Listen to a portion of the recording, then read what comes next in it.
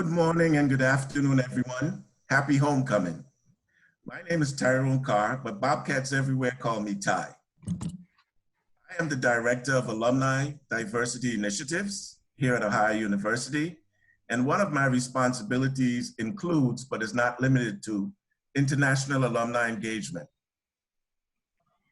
As I said, I work in the Ohio University Alumni Association, and I have the privilege of coordinating today's event along with my colleagues in the Office of Global Studies, Center for International Studies, and University Advancement. I'd also like to thank all of my colleagues and that helped to put this all together. What I'd like to do is I'd like to now go to, before going to our dynamic group, I'd like to discuss and bring in our moderator. Our moderator is also a Bobcat. His name is Omar Kurdi, and he's currently an Associate Humanitarian Affairs Officer with the United Nations Office of Coordination of Humanitarian Affairs, stationed at the UN headquarters in New York City. And he's also a part of the Policy Advice and Planning section of the OCHA.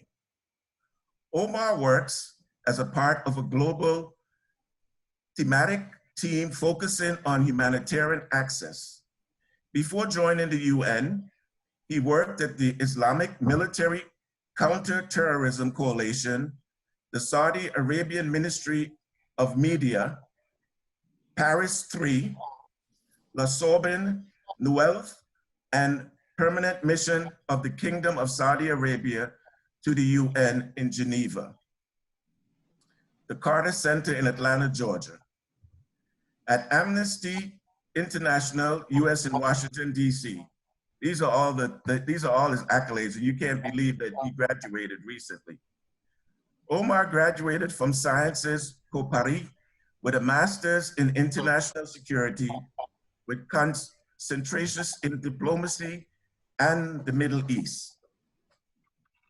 Omar also holds 2 bachelor's degrees with honors from Ohio University, one in political science and the second in global studies, war and peace. He's a native of Saudi Arabia, and he speaks English, Arabic, and French fluently. So without further ado, I'd like to introduce you to your moderator, Omar Kurdi. Thank you, Ty. Thanks for that gracious introduction. Good day, everyone. Good morning. As Ty said, my name is Omar Kurdi, and I graduated OU actually in 2015. So welcome to this event, Bobcats in the US and Abroad, Alumni Impacting Global Communities. As we get started, I'd like to tell you that today's event is being recorded, and the recording of this session will be posted on OU Alumni Association website and social media. Let me provide a few instructions for participants. First, we invite you to place any questions you may have for the panelists in the question and answer section of the Zoom platform. We will try to get to as many questions as you post, but we apologize in advance due to time constraints. We probably won't be able to get to all of them. Second, at the end of the session, there'll be an evaluation, and please take the time to evaluate the session. Your feedback is really important to us on how we can improve this experience. This is all new to many of us, this virtual homecoming, these virtual sessions, so improvement is always something we're looking forward to. So as we get started with our discussion, we have 5 panelists with us today, 4 panelists, sorry. Our first panelist is Ms. Jacqueline Boney. Our second panelist is Ms. Edward Chow. We also have Dr. Deborah Budiani Saberi and Dr. Musunda Kapitamoyo. I'd like to start by having each panelist briefly introduce themselves, and let's start with first Jacqueline. Jacqueline, you have the floor. Am I unmuted? Can you hear me? Okay, great. Hi, good morning, good afternoon. I'm not sure where everyone is. My name is Jackie Boney. I am a Foreign Service Officer for the U.S. Agency for International Development, currently posted in Accra, Ghana in West Africa.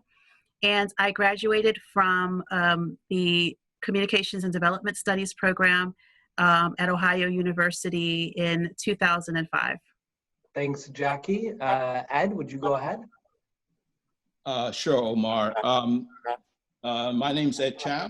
I'm a international energy expert, having worked in the field for 40 some years. I went to Ohio University. You can tell that I'm by far the oldest among the panelists. I went to Ohio University more than half a century ago. So I arrived in Ohio in 1967. Next year would be the 50th anniversary of my graduation with a bachelor's degree in economics and government. And I stayed for another year, so 5 years in total in Athens, and picked up a degree, master's degree in international affairs as well. And right now I live outside of Washington, D.C. Thanks, Ed. Dr. Deborah, would you go ahead? Greetings, and thank you for the opportunity to be here today. And good morning, Bobcats. By way of introduction, I was a graduate student at OU from 1994 to 1996, and received a Master's of Arts in International Development and Master's of Science in International Community Health. And while I was there, it really sparked an interest for me to expand a study of health and illness and healing systems, and especially the political economy of health. So I pursued a doctorate in medical anthropology at Michigan State University, along with some of my OU friends who came to MSU with me because of both schools' really strong programs in African studies.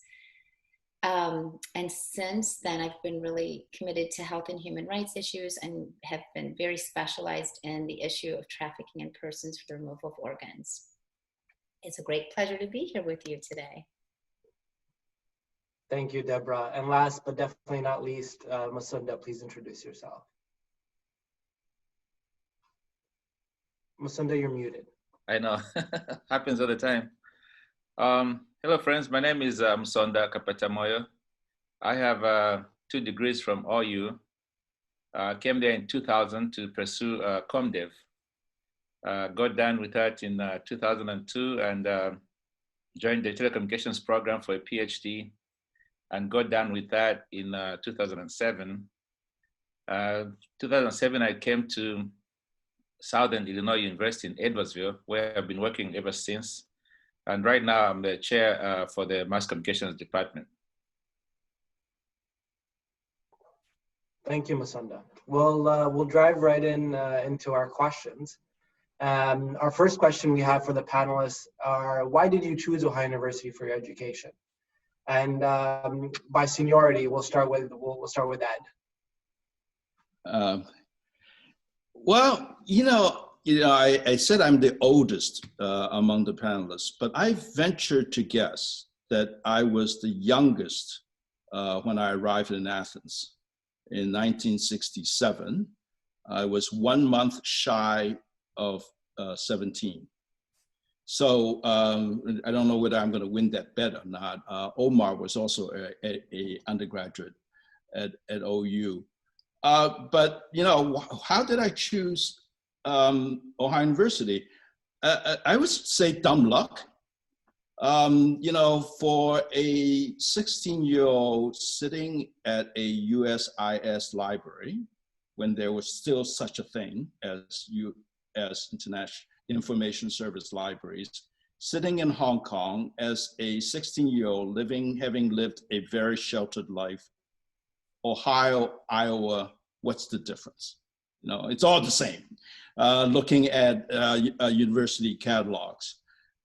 So it was dumb luck, but I would say also that I never regretted, it really wasn't a conscious choice, but lucked into it.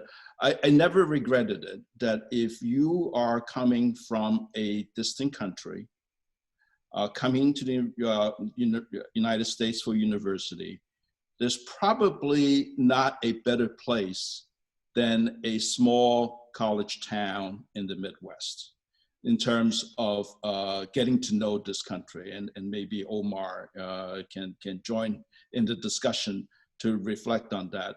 Athens and OU was just small enough that you don't get lost in a big campus. If I had gone to school in California or New York, I would have been lost for sure. But it was also big enough, diverse enough to offer the variety of experiences that a undergraduate would want. So, no, I think it was really a very good decision on my part. What's more, I met my wife here, so I can never say that I regretted coming to Athens and studying at Ohio University. We can talk a little bit more about how that have formed my work life and my reflecting, almost 50 years of working. How that 5 years in Athens actually formed me. Thanks, Ed. And I think a lot of us love this small town America you speak of. Does anyone else from the panelists, maybe Deborah, want to add? Sure. I was instantly drawn to OU before arriving to the campus just by hearing of an international development program. I just hadn't heard of that program many other places, and was so thrilled to be thinking about the course content that was listed with the program. And so I just really remember in the first visit being pleased with how warm the faculty and campus community felt. Being first generation to do college study, especially grad study, was intimidating. And it was just so comforting to have such a warm reception in that visit and real connection and conversation with the faculty, to really feel like I had a place there. And I think it's, with what Edward said, I really appreciated how soon you could feel familiarity in the community there. You would meet a few people, and then within a few days, see them in town or on campus again. And that felt so warm also. So I was really pleased that the program drew me in. Thanks, Deborah. Does Masunda or Jacqueline want to add on how you chose Ohio University? Jacqueline, you want to go first? Sure, I can go first. I actually randomly found Ohio University. I was a Peace Corps volunteer in South Africa and trying to figure out, I think I had maybe about a year left and trying to figure out, okay, what am I going to do when I get home? I had majored in journalism as an undergraduate student and worked at a few newspapers before I had joined the Peace Corps. But I knew that I still wanted to work in international development. I was still kind of trying to figure out what that was. And so I was in the Peace Corps office, and this was in the early 2000s, so there were still college brochures, physical brochures. And there was a brochure there for the ComDev program. And so, I took a look at it and I was like, okay, wow, it's looking at communications and international development all together. This is perfect, right? And so, so I went online and did a little bit more research, and I applied. I didn't apply to any other schools. I said, this is it. Like, this fits everything that I would want to do. And I had no idea. I'd never been to Ohio before in my life. I'm from South Florida, from a Jamaican family. So from the complete opposite of anything that Ohio was. I had never been to the Midwest. And so I literally just saw it in a brochure, applied, and got in, and, showed up. I got back to the States in 2003, like around May or so, worked for a little bit, packed up my car, and drove to Athens. And, just, it was completely different. It was crazy. I'd never lived in the Midwest before. First winters was just amazing. Like, I'd never experienced cold like that before, but I just had such a great experience, and I just felt like that's where I was supposed to be. So yeah, that's how I got there. What about you, Masunda? Well, I sort of have a Peace Corps connection myself. Right? I was never a Peace Corps volunteer, obviously, because I was not American, but I had a friend that was a Peace Corps volunteer in Zambia. And him and I worked together on projects, because I was working for nonprofits quite a bit, building schools, clinics, water wells, doing agriculture projects and things like that. So this guy, Robert Lang, he'd heard of ComDev, and probably through the brochures that you guys get in those offices. And he said, this is something you might want to do. And I'd been contemplating going to the UK for master's degree. And he was like, man, this is just perfect for what you're doing. So anyway, so I picked up a brochure, and actually I called Dr. Cambridge on the phone from Zambia. Yeah, so this is like, March, April. And I'm like, oh, tell me about this thing. And he says, oh, okay, if you want to apply, go ahead and apply and we'll get you in. So from April, May, June, we did the application. He got me in. And we came to the US in the first week of September. So I was a week late for school, actually. But everything happened really quickly. So Vibet actually put everything in place for me with housing, as a matter of fact. So when we arrived in Columbus, we got there really late, me and Mumba.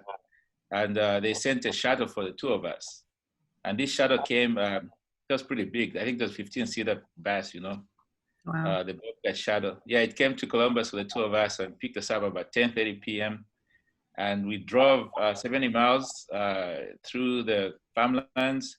And what I recall on that night is the sound of the road. It kept going like every 3 seconds, like pop, pop, pop, pop, pop, pop, pop, I didn't know what that was. And then later on, when I started driving myself, I realized that the roads were built like tiles, concrete tiles.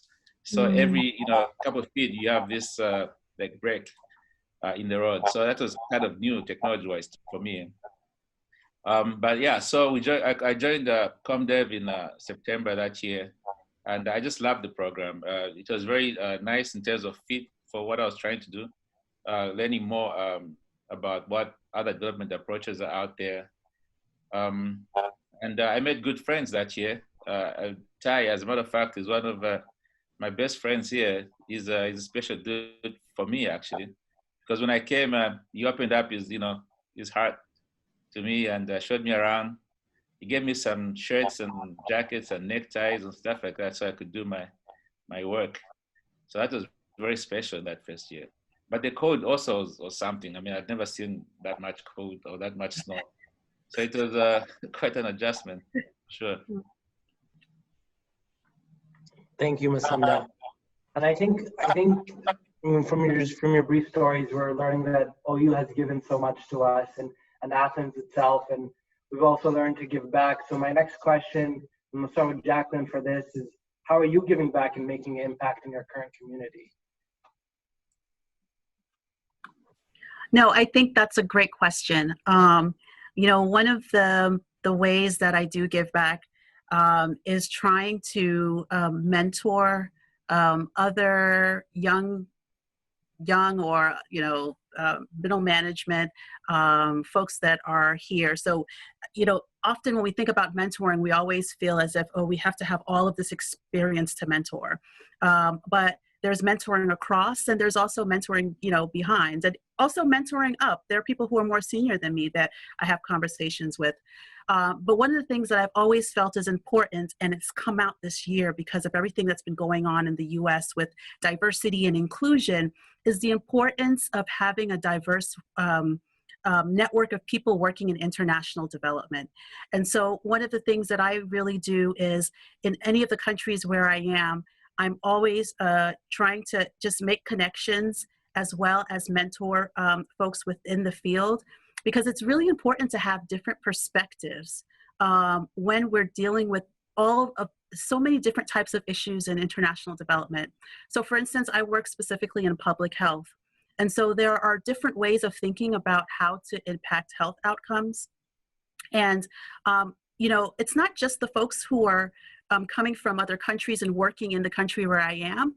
Also, what's really important is mentoring or connecting with the staff in the country. So right now I'm in Ghana, and how I see the staff, the Ghanaian staff that I work with, they're the ones that really have the solutions.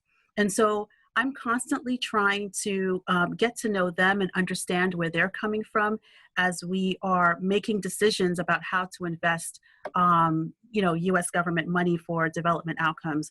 And so I think that's probably one of the major things that I would say that I do, among others.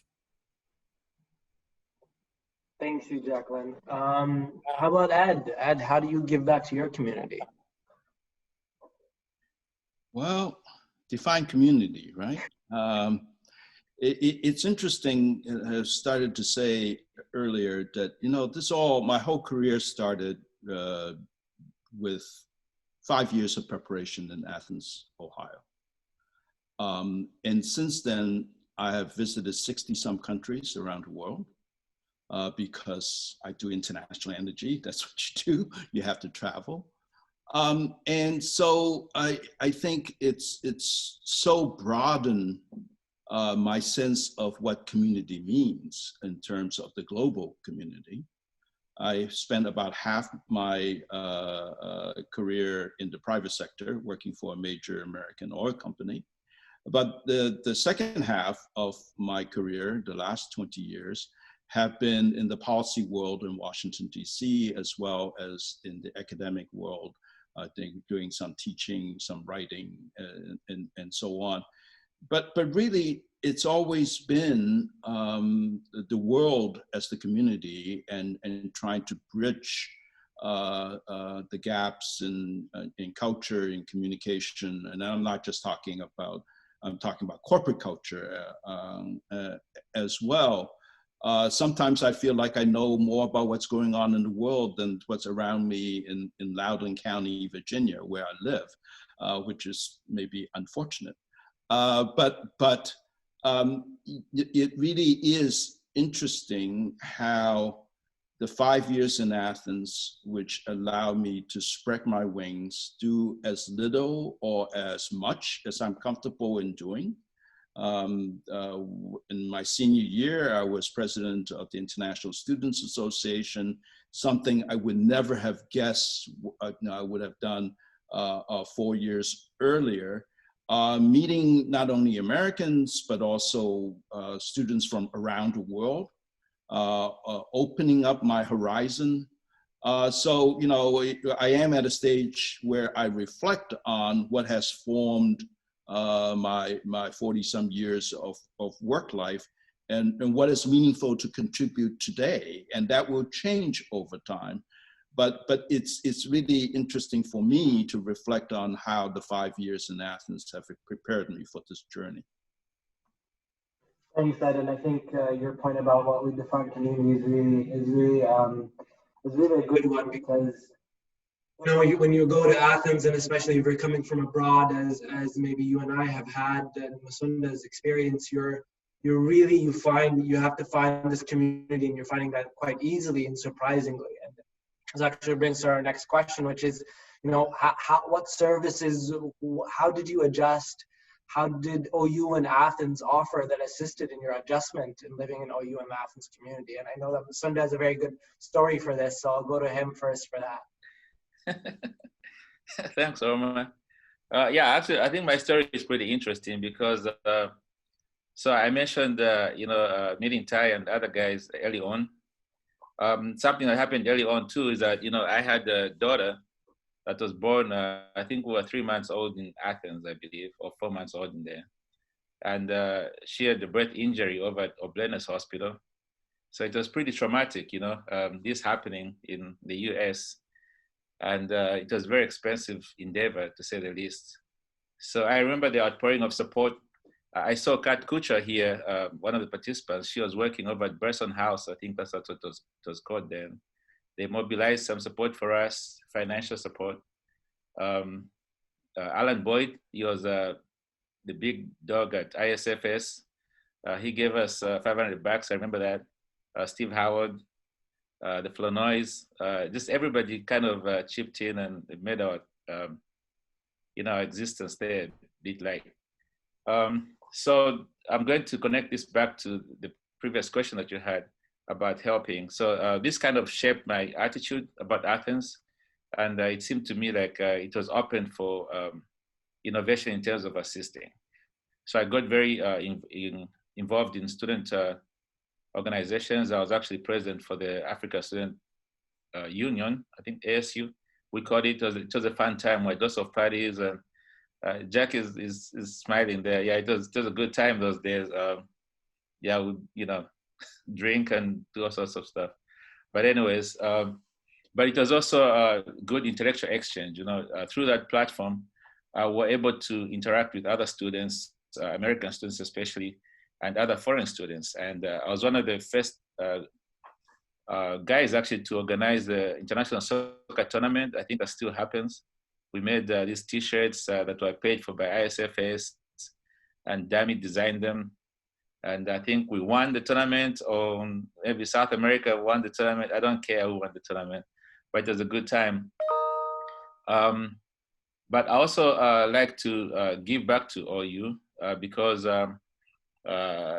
when Alan Boyd gave us that money, I told him that when I become wealthy, this is the first money I'm gonna pay back. And I'm not gonna be wealthy by any stretch because I'm a professor. So the alternative is to start paying back, bit by bit. So from every paycheck, send $20 to ISFS. They have a scholarship there.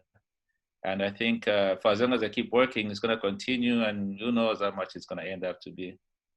But also, I like to give back in my own community here, because Ed kind of broadened what community is. I believe that wherever you are, if you have talents, use those talents to improve the community. So I'm very involved in my Rotary Club here. I'm a youth exchange officer for my club, and I'm on the board. So I facilitate sending American kids overseas to go live with other parents, other families, and then I also bring in kids from overseas to come and live in our town here. And I chaperone them, drive them around, show them what's going on and whatnot. But I also said I'm from Zambia in Southern Africa, which is still a country that needs much help. So I donate books and curriculum to universities over there, and once in a while I'll go teach a course. So it's just, doing all sorts of things that we can wherever we are. And of course, family, I have 2 kids, and those are, 24/7 Uber driver for them. Yeah. Thanks, Vasunda. And I think you and I and Ed, and I'm sure the other panelists share this experience of being involved in student organizations in Athens. And that's a way that, we were giving back at that time to that community that we had in Athens, Ohio. I'd be interested to hear from Deborah as well. How did your adjustment to Athens happen? And what services have you seen or from the community that helps you adjust to living in OU or Athens? Or maybe it was a smooth sailing experience for you.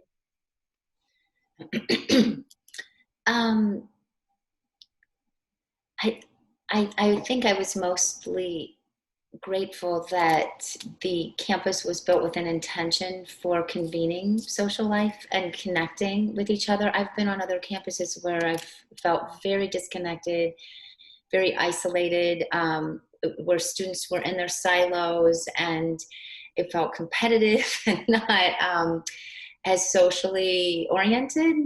And it never won my heart the way OU did.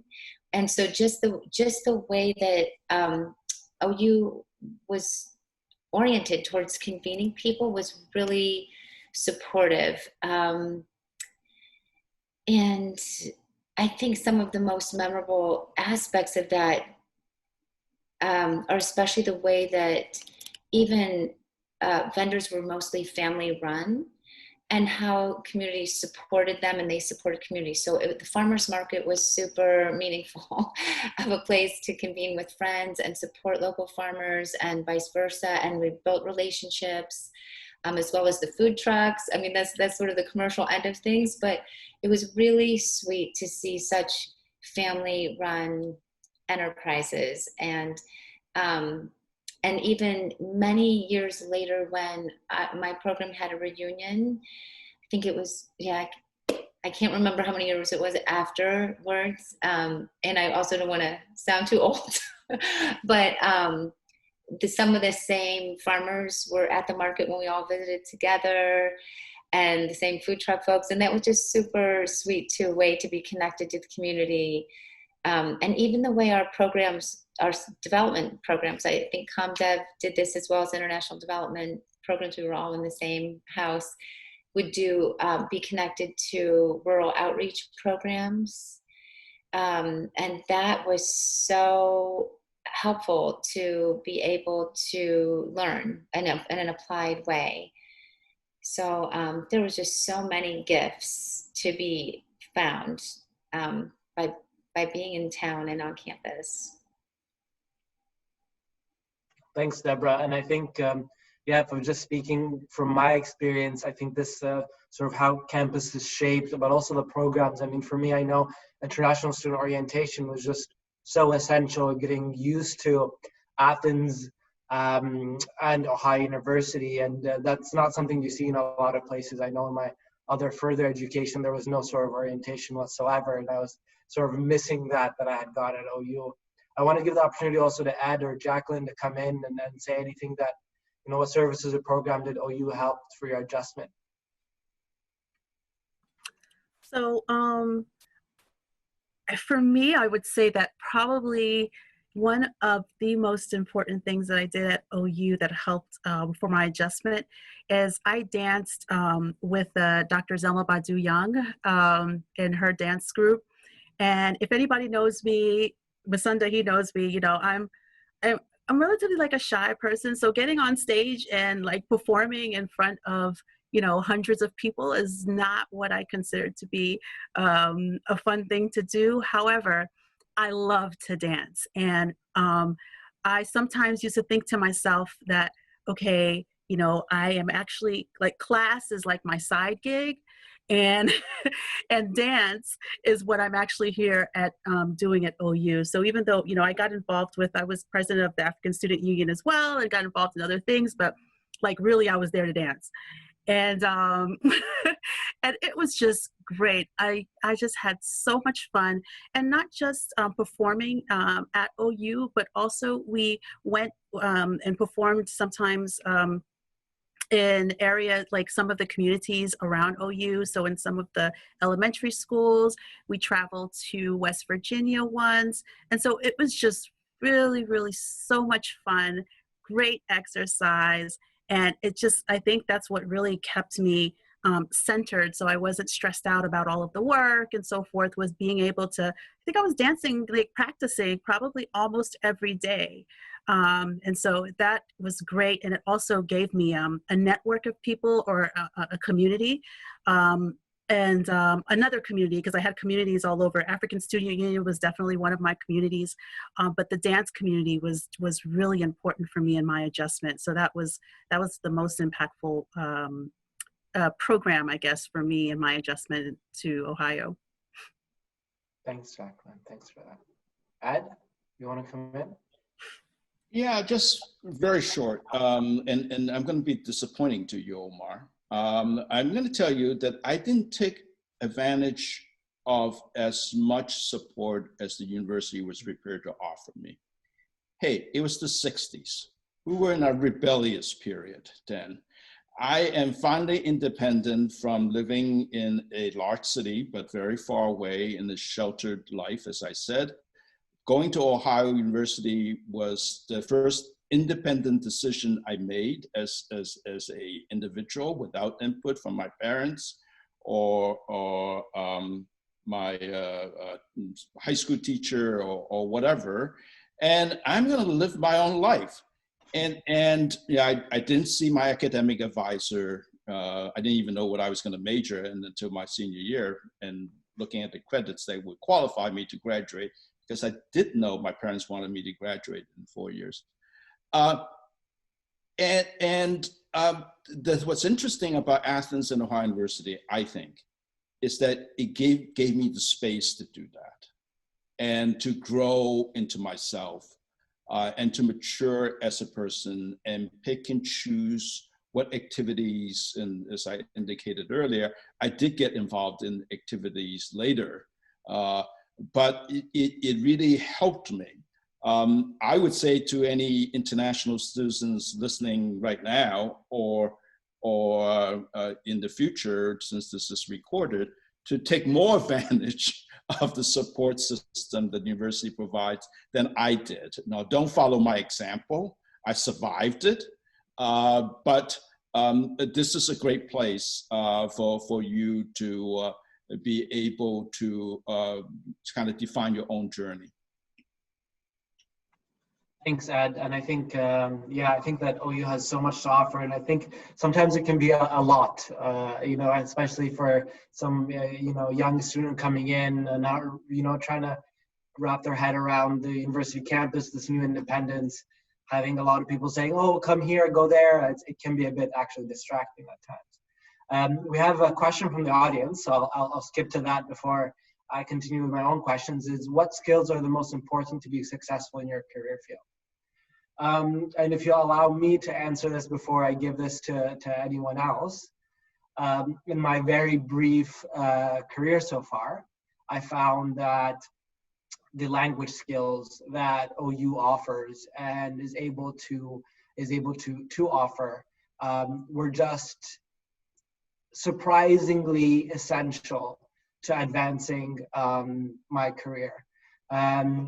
You know, I was lucky to speak Arabic as a native language and English from as well, and then just being able to take French at OU and continue with that.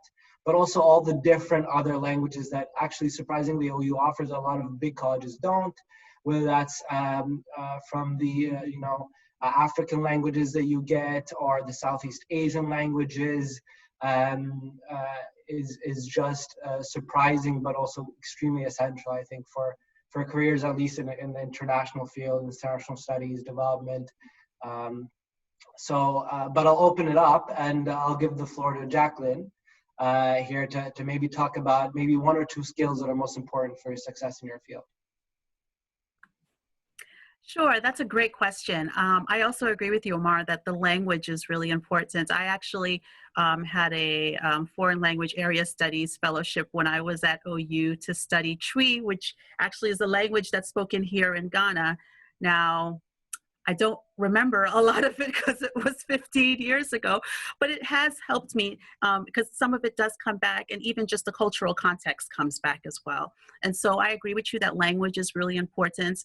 I think another skill, and I don't know if it's really a skill, but you know, just kind of like that openness to other cultures as you're kind of moving. You know, as a foreign service officer, I'm only living in a country for 2 to 4 years. And so I'm constantly having to learn. I'm constantly having to learn this other culture, learn other ways of thinking, learn how the people who in the country that I'm working with, how they think about development or whatever it is that we're working on. And so I think being able to be flexible, that openness of being flexible in your thinking is really, really important when you're working in an international setting. And so I would add that to the language, and maybe our colleagues, Masando or Ed or Deborah have also other thoughts. Thanks, Jacqueline. Anyone else want to come in on this question? If I could build on what was said about language, it's not just about mastering a specific language for specific professional use. It's the whole idea of learning a very different language. As I said, I visited 60-some countries. I couldn't possibly have learned all the languages that are used in those countries. But language, besides the ability to communicate orally and in written form effectively, which is important by itself, language helps you, gives you the ability to put yourself in other people's shoes. And that's a mental capacity that if you only speak one language, I think that's very difficult to get. And why is that important?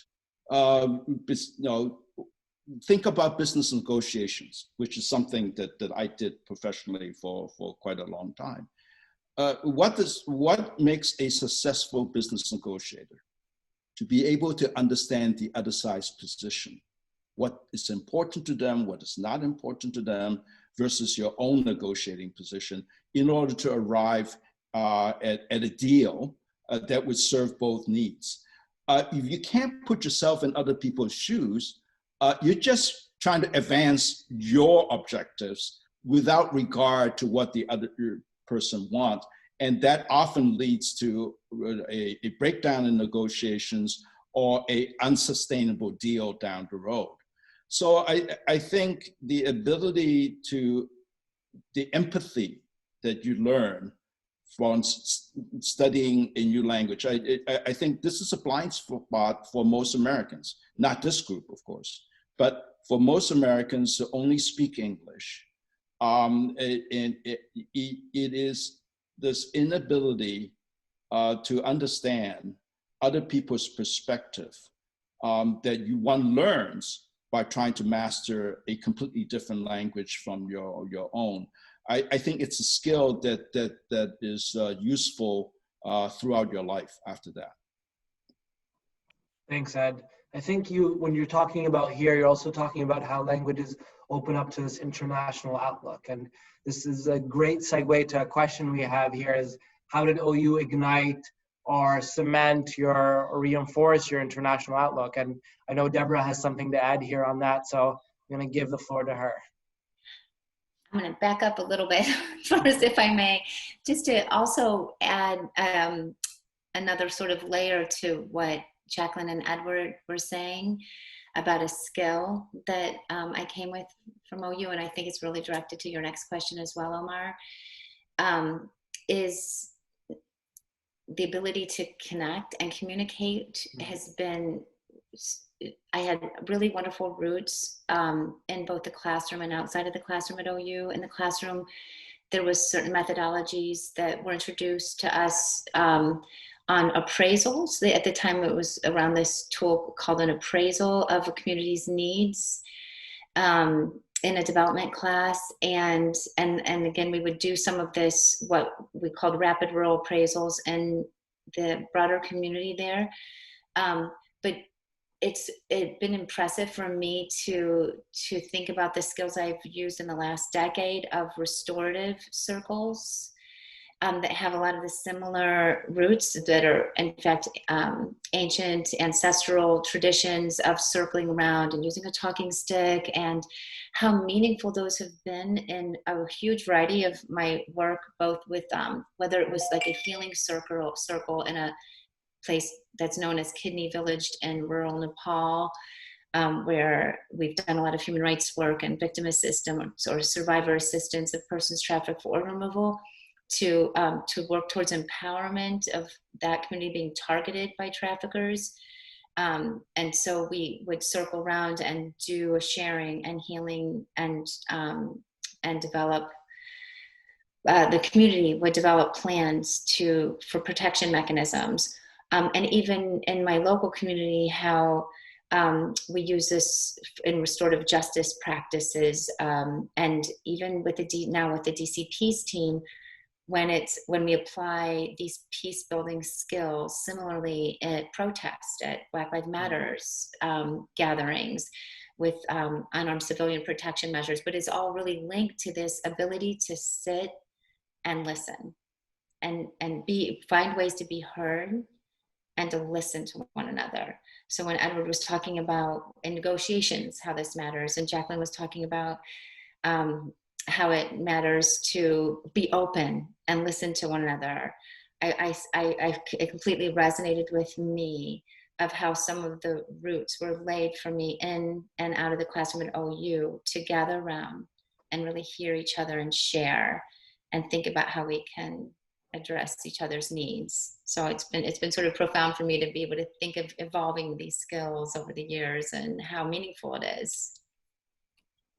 No, thank you, Deborah. And I really think that, I mean, OU is uniquely positioned to bring people together from not only diverse international backgrounds, but for me, one of the main parts of OU that was also very interesting to see is the rural Ohio, Southeast Appalachia sort of community that was also involved in OU and trying to, you know, that come from a very different background than I did, but also trying to connect with them and understand, you know, communicating with them and seeing their needs and how their vision of the world. I mean, I think that also expands your ability to be able to not only speak to and negotiate with, but also interact with a variety of different people.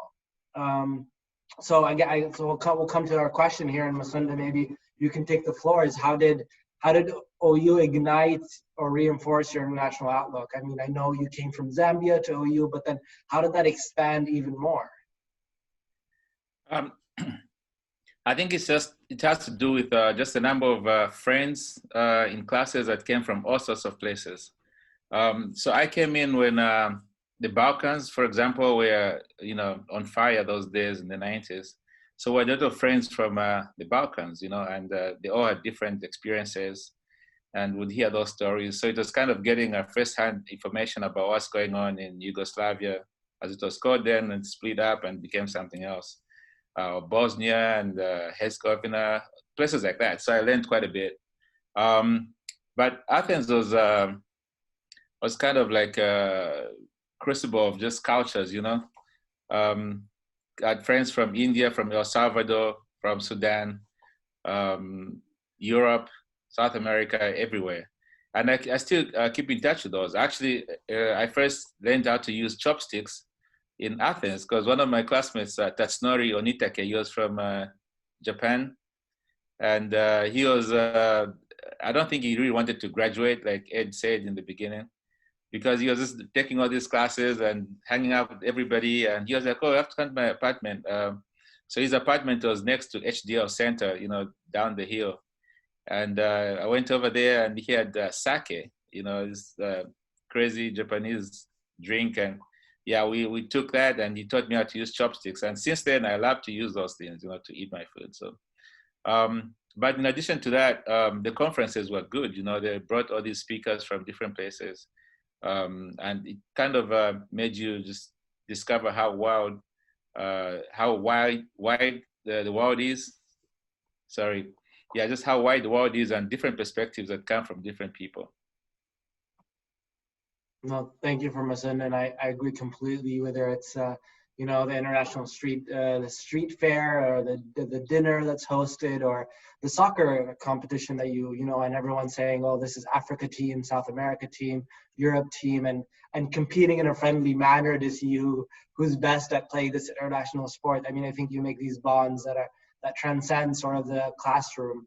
You know, you'll play against a classmate, or maybe it's an undergrad and you're a grad, but you'll really connect with them. And it's also connecting to the American students there as well, because they participate too. Okay, so we'll move to another question, unless someone wants to come in on this one. And this one I really like is because, I mean, homecoming is really about connecting to the current and future generations of Bobcats. And so we have a vast, you know, array and experience of here. So what words of wisdom would you have for current students at Ohio? Not only to make a difference locally in the community in Athens, and might have something to say about that, but also globally. How can they amplify their voice as current students? Maybe Ed can start on this one. Well, I'm not sure whether I'm the right person to start out this one because I think I've already talked quite a bit about how my 5 years in Athens has formed me. I think one thing that we haven't discussed that might be useful to point out is the contribution the international student body makes to educating Americans. many of whom come from, backgrounds even more sheltered than mine in Hong Kong when I was a 16-year-old, in terms of exposure to the rest of the world, exposure to people from countries that are very different from our own. And this is a great contribution, I think, and a reason why having an international student body in Athens is so important for the university as a whole. I was had the opportunity to be back on campus 2 years ago as a Glidden visiting professor, where I spent 2 weeks in the fall semester and 2 weeks in the spring semester in Athens, talking to students, faculty, professors from 50 years ago, which was a wonderful experience. And I got to meet President Nellis when he was still new. And this was something that I emphasized to him, and I know that this is something he believes in as well. And beyond that, I think the international student alumni also have a lot to contribute to the university that can be tapped more. But I'm sure with Ty's leadership, that's going to happen. Thanks, Ed. We have 10 minutes to go in this panel here. So I want to open up the floor to answer this last question to any of the panelists, and I'll come in after that. So Jackie, Masunda, or Deborah, if you have anything to add on what words of wisdom do you have for your current students?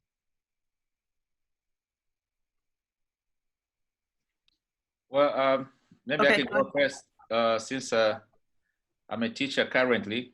I teach other students, including international students. So one thing I would say is that you have to really get involved in different activities that are happening. In Athens, for example, you have, of course, the student groups that are already regulated by ISFS, but even within the departments, you have things like working at a TV station or radio station, working at Pink Center, places like that where you meet other people and you learn new skills. Speaking for myself, I was very involved with, I worked in Baker Center as well as in the president's office in Cutler Hall, and also worked for Institutional Equity. I worked there. I was proctoring for kids with disabilities, and I also worked very closely with young men through my work in the diversity office. So just being out there and meeting different people, because those networks that I made are the ones that have put me where I am right now. Thanks, Masunda. I saw that Jackie wanted to come in on this.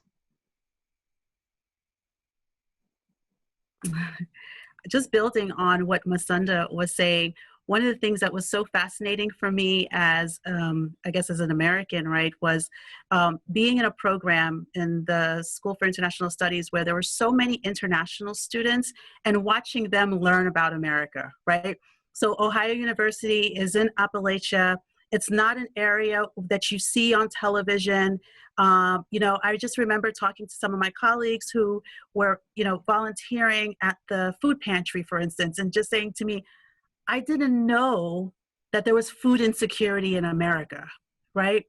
And so I think that, whether you're an international student or you're an American student, just really using the resources, like Masunda said, there are all types of student activities. I got involved, for instance, with the African Student Union, like I said before.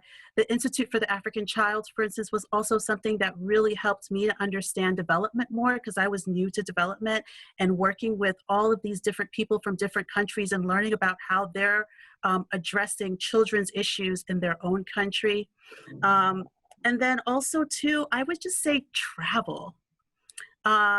I think that, we're still in a place in America where Americans just don't travel enough. And just, even if you don't know where you're going to go yet, go ahead and just get the passport and just go. Whether it be, to Asia, whether it be, and I'm not just talking about like, on a cruise to, Cabo, wherever, like get, like just go. It seems scary and intimidating.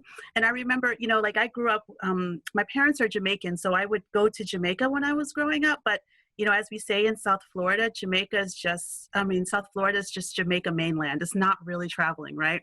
The very first time I actually really left the US was when I came here. I was an undergraduate student, came here to Ghana to study abroad.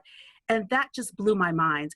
After that, I felt like, you know, another country on another continent is next door. It's not unachievable.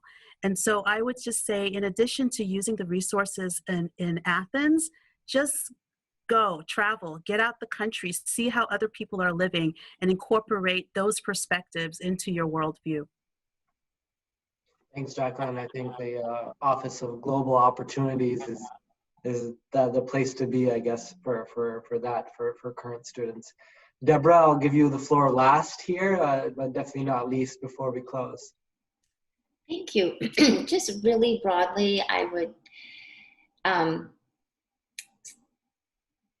suggest to remain hopeful in dark times and find the bright light, whatever that is for you. I think by remaining curious and just really know that the world has endless opportunities and solutions, and that no pressure, but we're counting on you to build that brighter, safer, connected future in our world to students. But just knowing that working together can bring a lot of hope for getting us through some of the biggest challenges we've ever seen or imagined. Thanks, Deborah. And yeah, I think, I mean, as you guys are saying, I mean, there's so much riding on this next generation. And I think that, I mean, if I wanted to add anything, words of wisdom, I think I'll echo a few what you guys said is the international students, but also the current students that aren't from Southeast Ohio, really get to know this part of the US. For me, small town America is the US, and I have this unique position of being a townie, but also international at the same time. So I understood sort of what was beyond the Athens bubble. So, you know, venturing, you know, 15 minutes out by the car to Nelsonville or any of the Plains, Ohio, and seeing how people are living there, but also giving back to that community that has been so gracious to host you as a student is very important. And that's maybe one thing I would say to current students is use that and make sure that you're tapped into it. So in closing, I'd like to thank the panelists first for being with us today. Thank you for taking your time out of your busy schedules and sharing your time and experience with us. I'd also like to thank all the participants today for tuning in and listening to us chat for an hour, talk to you for an hour. I hope you learned something from here and you got something out of this experience. I'll now give the floor back to Ty, and he'll close us off. Thanks. Hello again. I'd like to thank our moderator, Omar. I know everyone is clapping. I am. And our very diverse panelists, list of panelists, Ed, Jackie, Deborah, and Musonda. I want to thank you all from the bottom of my heart for today's event and for sharing their time and experiences with us. This is the first time that I've had the opportunity to pull this together. And like I said, I didn't do it alone. I had so many people assisting with this, but teamwork makes the dream work is what my group always says. I also want to thank you, the audience and participants, for joining us today. The evaluation for today's event is being placed in the chat, and we encourage you to take a few minutes to give us feedback about your experience. Also tell us what other topics and events you would like to see. As Omar mentioned earlier, a recording of this session will be added to the Ohio University Alumni Association YouTube page. In the future, look for other forums and events like this that we will present opportunities to engage international alumni from all over and not just during homecoming. Thanks again for joining us, and I hope you all have a great day or afternoon, evening, wherever you're joining from. Thank you.